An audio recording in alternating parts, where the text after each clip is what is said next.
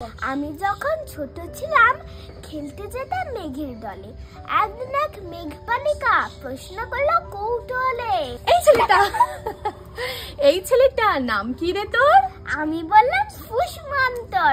মেঘবালিকা রেগে আগুন। মিথ্যে কথা, নাম কি অমন হয় কখনো? আমি বললাম নিশ্চয় হয়, আগে আমার গল্প শোনো। সে বলল শুনবো না, যা। সেই তো রানী, সেই তো রাজা, সেই তো একই ঢাল তলোয়ার, সেই তো একই রাজার কুমার পক্ষীরাজে। শুনবো না আর ওসব বাজে।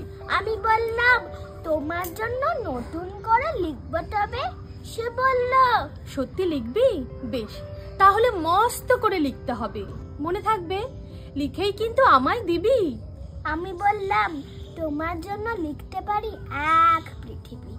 লিখতে লিখতে লেখা যখন সবে মাত্র 2-4 পাতা, হঠাৎ তখন ভূত চাপলো আমার মাথায়। খুঁজতে খুঁজতে চলে গেলাম ছোটবেলার মেঘের মাঠে। গিয়ে দেখি চেনা মুখ তো একটিও নেই এ তোল্লাতে। একজনকে মনে হলো ওরই মধ্যে অন্যরকম। এগিয়ে গিয়ে বলি তাকেই, তুমি কি সেই মেঘবালিকা? তুমি কি সেই? সে বলেছে মনে তো নেই, আমারও সব মনে তো নেই। আমি বললাম তুমি আমার লেখার কথা বলেছিলে। সে বলল সঙ্গে আছে, ভাসিয়ে দাও গায়ের ঝিলে। আর হ্যাঁ শোনো, এখন আমি মেঘ নই আর, সবাই এখন বৃষ্টি বলে ডাকে আমায়। নমস্কার। নমস্কার।